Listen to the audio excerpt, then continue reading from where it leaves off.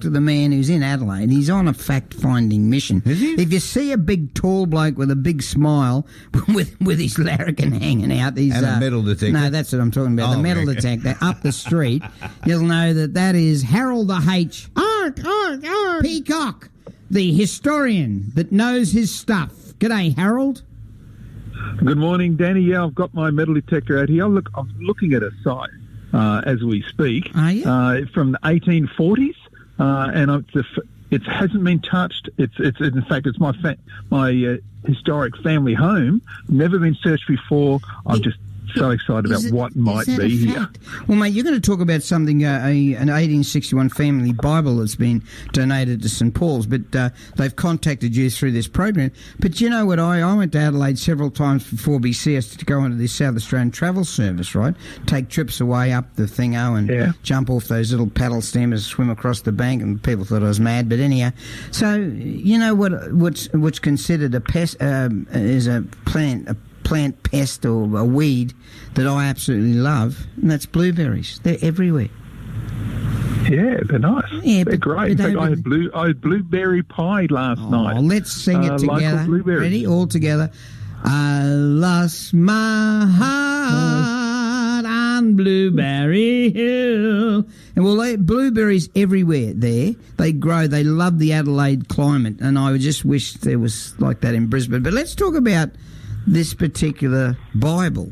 Yeah, and I'm here in South Australia because I'm researching one of the world's greatest aviation pioneers, and it's all because of information found in that Ipswich 1861 family Bible that was sent in by a listener, Jennifer. So thank you, Jennifer. This is a great story. Thank you, Jen.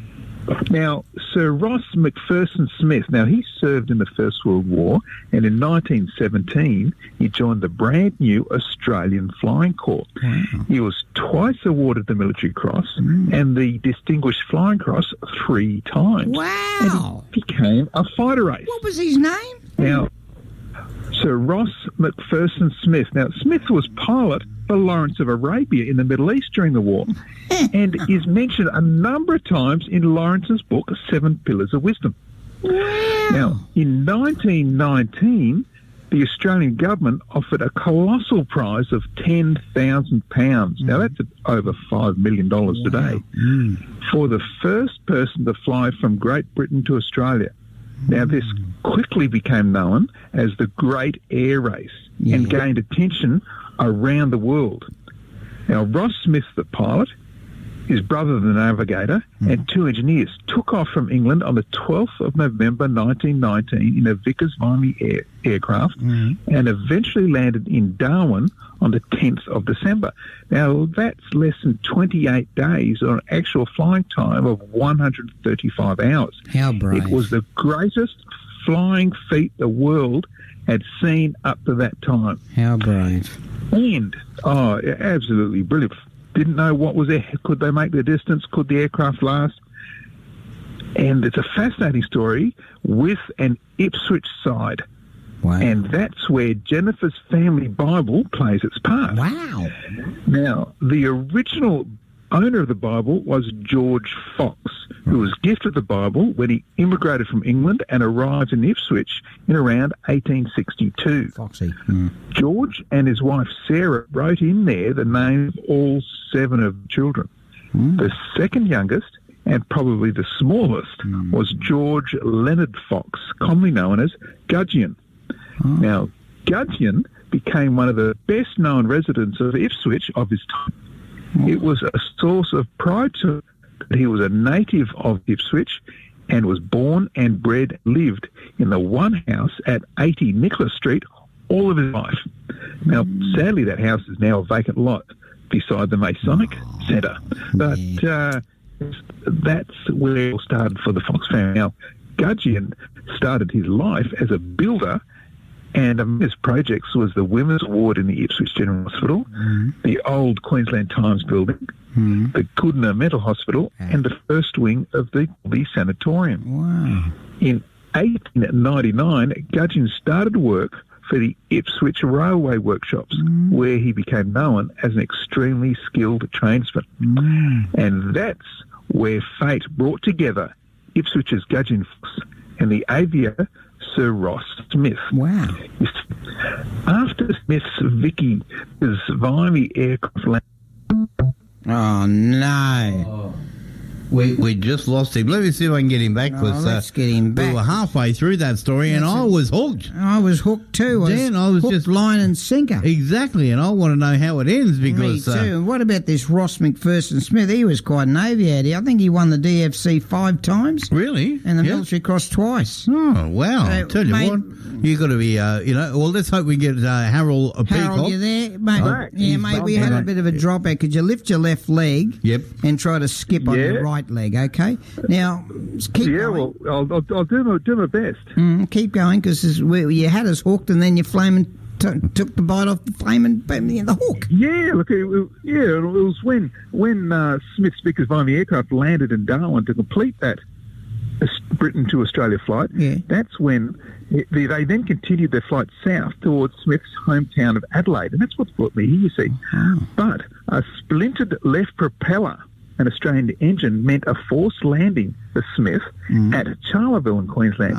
The famous flight from the other side of the world appeared to be finished. Wow. But that was until Gudgeon Fox and the Ipswich Railway Workshops came to the rescue. Wow. You see, Gudgeon was the man mainly responsible for building a new propeller, which was made from Queensland maple and finished with Docker's varnish. Now, the Docker's varnish was a famous British varnish from back in the day. He gets down in the ground to get things. He's unbelievable, this man.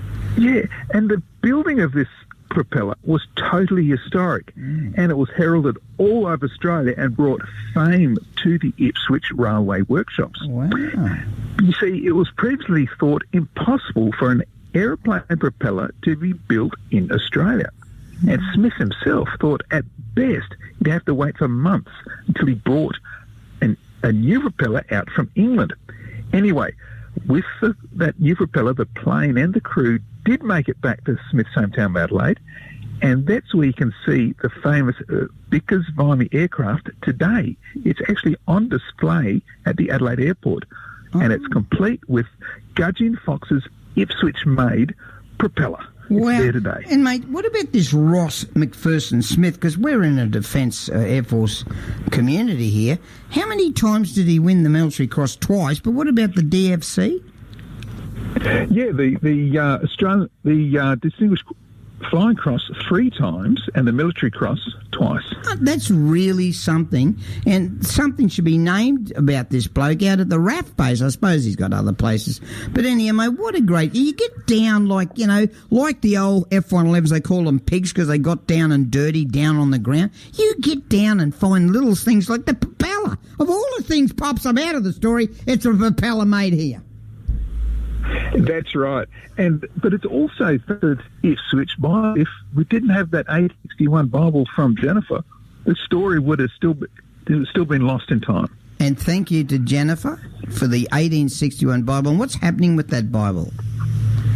Yeah, well, that's been donated to St Paul's Church here in Ipswich. But there's more stories in there, Danny, because next week I'll tell you another story about the Fox family from the Bible, and this time it's about a gruesome murder. But you'll have to wait till next week for that. Snapping. We've got a gruesome murder coming up with Jack Sim because of the hammer murder over at Kingston Smith Drive, and he has actually, the police end up giving him the hammer, and that's one on display in his living room. It's a really good thing to walk in and see, what's the hammer for? That murdered a bloke back 70 years ago at Kingston Smith Drive. Now, how do we see this story and other stories? And don't forget, send in your args. We want burlesque. We want anything. Get them on there. How do we get that to do that?